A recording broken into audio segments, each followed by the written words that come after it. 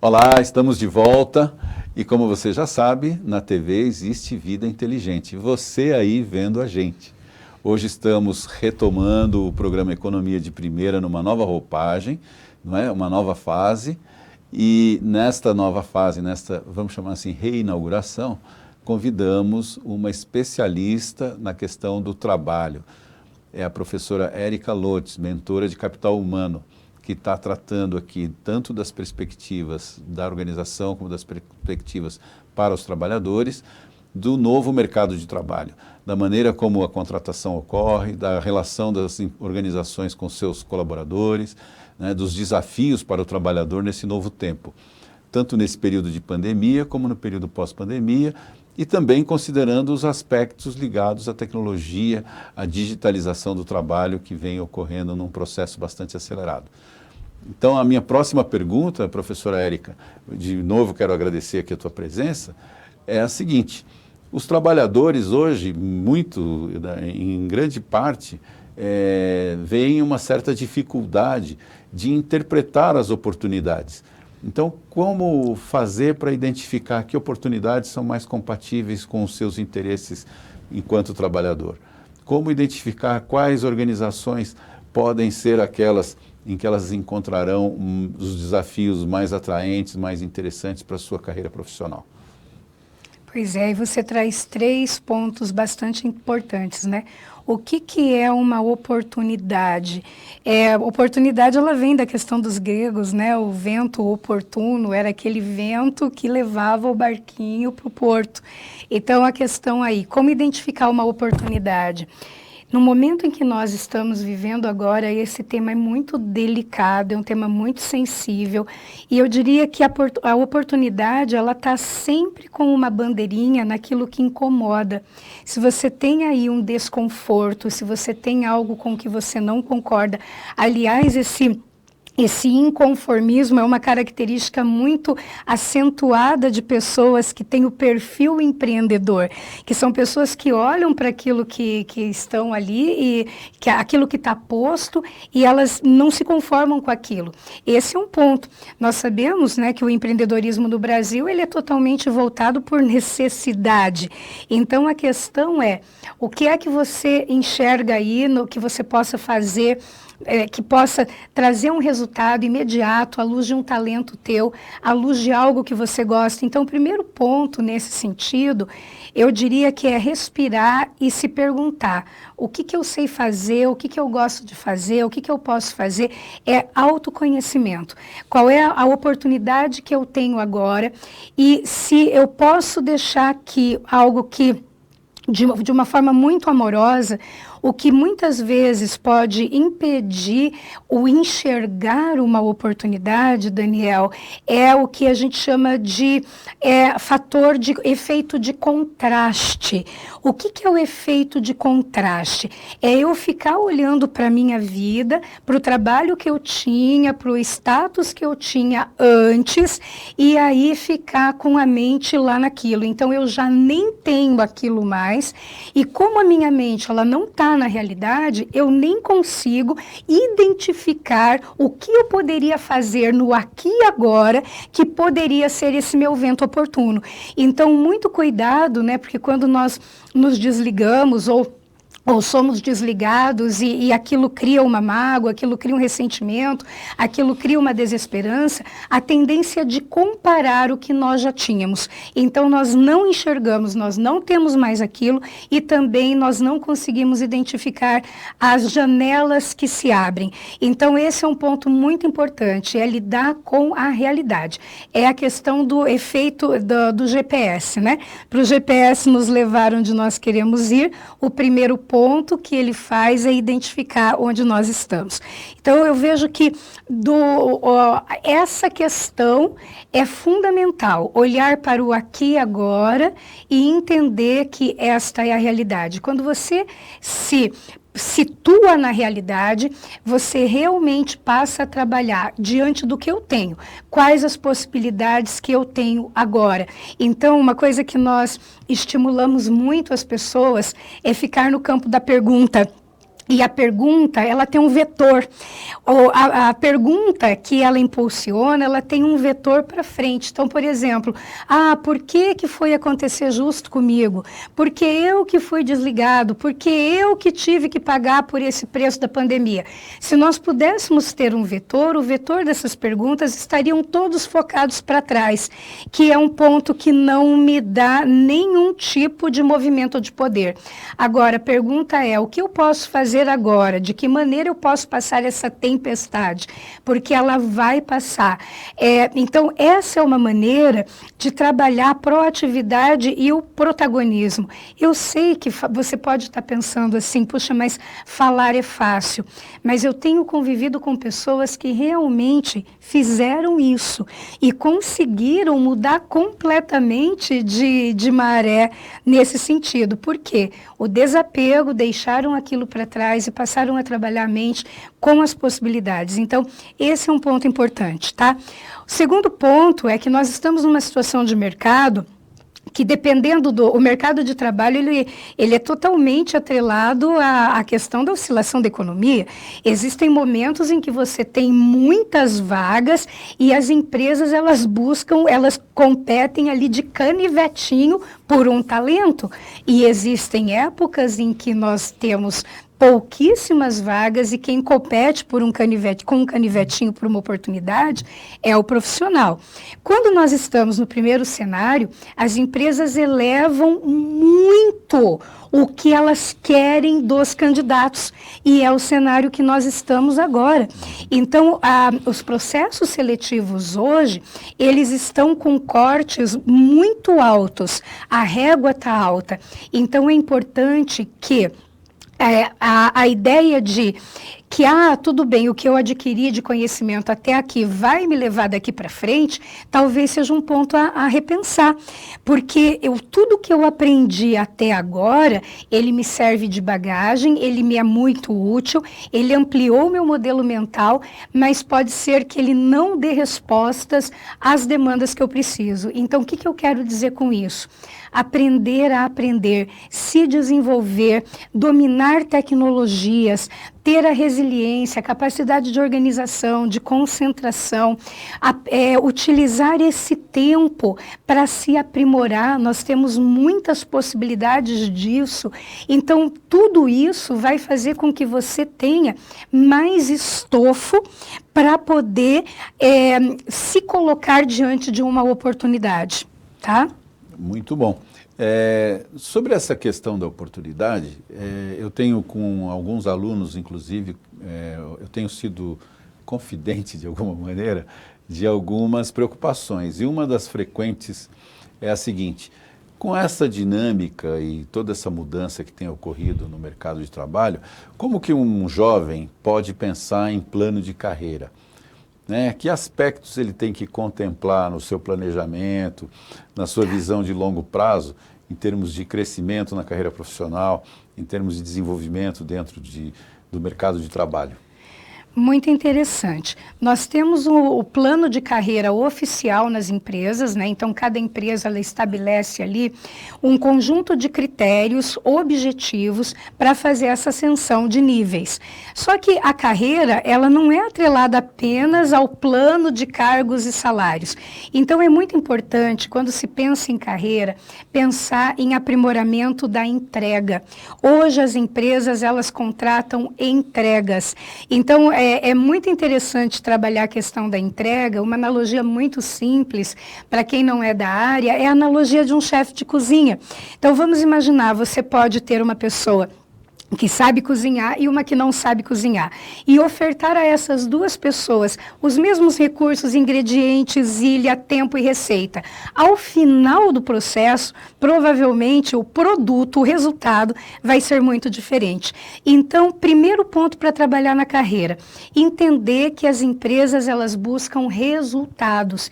E hoje, cada vez mais com essa geração que está vindo aí, existem empresas que colocam planos de carreira e rotas rodam esse plano muito mais rápido, não só bianualmente, mas tem empresas de tecnologia que rodam plano a cada 6 meses, 8 meses.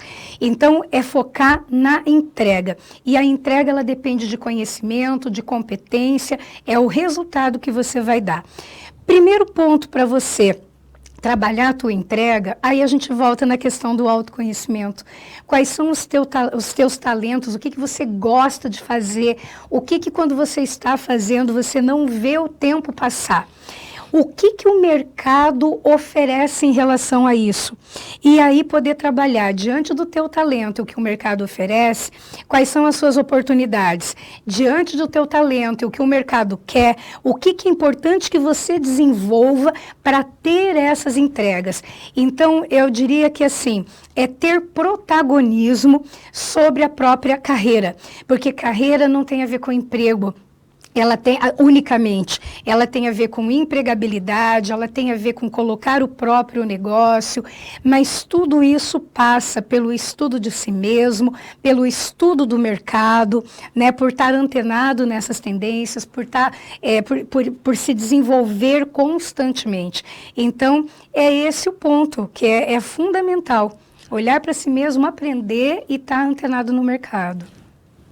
Ainda em relação às pessoas, né? Olhando pela perspectiva do trabalhador, muitas pessoas são inseguras ou não conseguem fazer uma escolha, se sentem ou hábeis para muitas coisas ou se sentem inaptas para muitas coisas, então ficam em dúvida. Então são diferentes tipos de dúvida. Que tipo de orientação profissional uma pessoa nessa condição deve procurar para conseguir estabelecer um critério, uma trilha em termos profissionais? Olha, às vezes uma mentoria, essa mentoria ela pode ser formal ou informal, né? Você pode ter uma mentoria formal, que é aquela que é proposta na empresa, e se for o caso de uma pessoa que tem múltiplas habilidades e que gosta de fazer muito, isso é muito característico de um determinado perfil que tem elevada influência, que é aquele perfil da sociabilidade, da criatividade, o multitarefa. Esse perfil, ele tem uma tendência a ter prazer em muitas coisas, a gostar de fazer, a ter essa habilidade, e aí muitas vezes o que emperra um pouco é a questão do foco. Então, se a pessoa ela tem esse prazer em muitas coisas, aí é importante que ela olhe o foco. Até tem um livro muito interessante chamado A Única Coisa.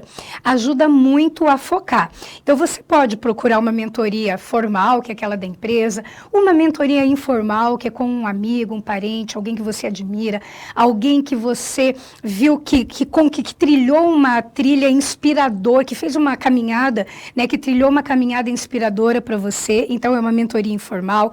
Você mesmo trabalhar com leituras, com análise, pedindo feedback.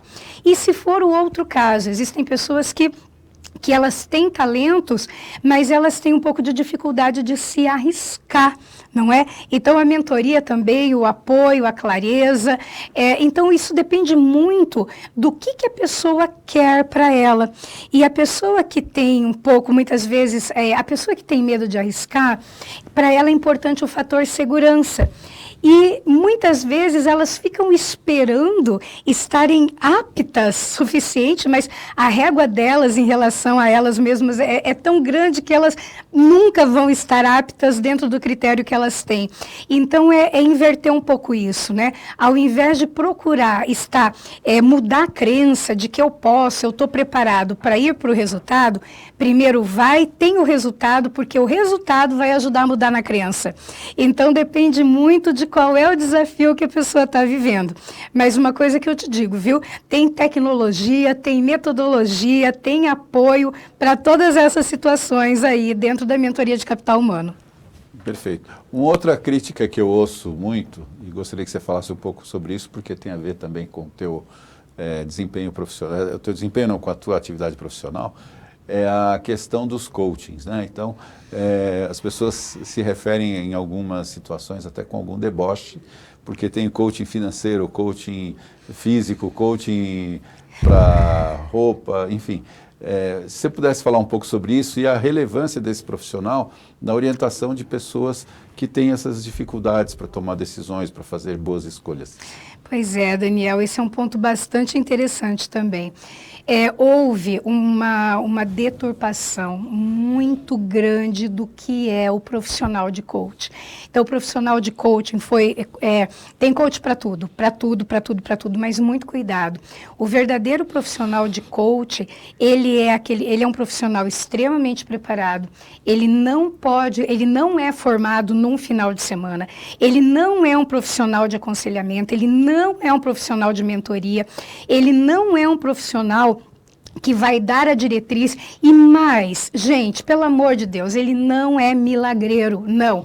Coach não é nada disso. Se alguém vai apresentando, porque vou fazer milagre, porque eu vou ter cura quântica, corra, porque o coach ele é uma metodologia muito interessante, muito inteligente, em que você trabalha a identificação do cenário atual, você trabalha a criação da visão e você trabalha uma estratégia muito amorosa, focada em valores, para que a pessoa possa desenvolver aprendizados para poder ela ser o protagonista do próprio processo. Então, o coach é um profissional que ele tem uma habilidade muito grande de escuta ativa, de fazer perguntas impulsionadoras, porque a pergunta é que vai estimular com que o cérebro da pessoa, ela olhe, ilumine para áreas que ela ainda não havia visto.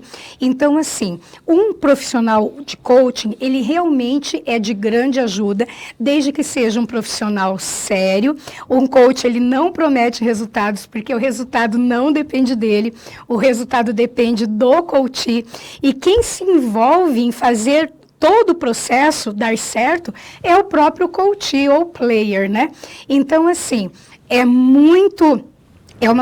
uma estratégia de desenvolvimento de pessoas. Nós utilizamos muito isso nas organizações. É uma estratégia diferente da mentoria, que também é de desenvolvimento de pessoas. Uma outra forma que a pessoa pode se desenvolver e que é muito poderosa é a questão do próprio feedback, é da cultura da aprendizagem na organização. Então, é esse o ponto. O coach, ele é um profissional sério, ele é um profissional gabaritado, mas é importante chegar ao profissional certo, ao profissional preparado metodologicamente, cientificamente, com as ferramentas adequadas e dentro do escopo do coach. Por exemplo, desculpe, mas trabalhar hipnose não é do escopo do coach. Trabalhar digamos assim, outras terapias alternativas, não. Isso não é do escopo do coach executivo, que tem o foco na carreira da pessoa. Tanto naquele trabalho que ele desenvolve agora, em planos de sucessão. Então, é uma metodologia seríssima, é uma metodologia muito eficaz, é uma metodologia de parceria, de desafio, de apoio, de avaliação de resultados e de aprendizado com absolutamente tudo que acontece pelo caminho. Então, é um processo muito bonito, muito sério e, gente, muito diferente do que a gente vê sendo vendido por aí como milagres. Muito bom. Professora Érica, para finalizar, eu quero te formular uma última pergunta, que eu considero que seja um dos problemas mais discutidos nas organizações e que também preocupa muito as pessoas que estão em busca de uma oportunidade no mercado de trabalho, né? Como você disse, o vento a favor, mas os jovens também se manifestam muito preocupados com isso. É a questão ética do que diz respeito aos valores morais, né, as atitudes que a literatura define como sendo fundamentais para que as pessoas tenham possibilidade de crescer nas organizações. Não só de conseguir uma primeira vaga, uma primeira chance, mas também de crescer. Então, como o profissional que está entrando no mercado, ou que já está, ou que está se preparando para tentar uma oportunidade, ele pode manifestar de que traços ou que comportamentos ele pode estabelecer que ajudem o empregador, que ajudem o contratante, né, a perceber que ele tem atitudes positivas e que ele tem valores que serão úteis para a imagem daquela organização, para a marca e, evidentemente, vai redundar em boas práticas profissionais. É muito interessante a tua pergunta, porque quando se fala em o que é um valor, valor é tudo aquilo que é importante para a pessoa. Valor, ele está totalmente atrelado à motivação. Então, por que eu estudo? Porque é importante para mim. Por que você você guarda tempo para ficar com os filhos? Porque cultivar o relacionamento pai-filho é importante para você. Então, o valor, ele motiva, é aquela energia geradora que te coloca em movimento. E ao mesmo tempo que o valor ele te coloca em movimento, o valor ele diz até onde você vai. Então, por exemplo, se honestidade é um valor para você, em alguma situação você detecta que a honestidade ela não está sendo contemplada, é o momento que você diz, não, eu paro aqui, daqui para lá eu não vou. Então, por que essa pergunta é tão importante? Porque hoje as empresas, elas valorizam muito a questão do fit cultural, que é a forma. Quais os valores são importantes para aquela empresa? Então, o valor positividade, né, pequenas ações positivas para construir resultados excepcionais, se essas pequenas ações positivas é um valor para a empresa, é muito bacana você ter essa identificação como valor. Então, o que são valores que hoje você pode manifestar e que eles são muito bem-vindos? O protagonismo, a produtividade, a disponibilidade para aprender, porque nós não sabemos tudo. Então, onde é que você vê essa disponibilidade? A habilidade de pedir, de receber feedback, sem que aquilo seja um ataque pessoal, e sim uma consultoria para o teu desenvolvimento. Gentileza, positividade, leveza, bom humor, isso tudo faz com que você consiga transformar um ambiente de trabalho muito mais saudável. Generosidade com os colegas, espírito de equipe, ao mesmo tempo que são competências, aí nós temos fortes valores que alicerçam essas competências. Então, assim, estude os valores dessa organização, identifique onde esses valores eles comungam com os seus valores, exercite isso, não é? Que tudo aquilo que trouxer inovação, interesse, leveza para o ambiente de trabalho, inovação, criatividade, certamente é muito bem visto no momento que nós vivemos hoje. Muito obrigado. Você já sabe, na TV existe vida inteligente, você aí vendo a gente. Acabamos aqui de conversar com a professora Érica Lotes, mentora de capital humano, que veio nos brindar com seus conhecimentos a respeito desse tema e colocou aqui importantes reflexões sobre o mercado de trabalho atual e futuro, tanto na perspectiva das organizações como na perspectiva dos trabalhadores. Foi uma satisfação muito grande tê-lo conosco.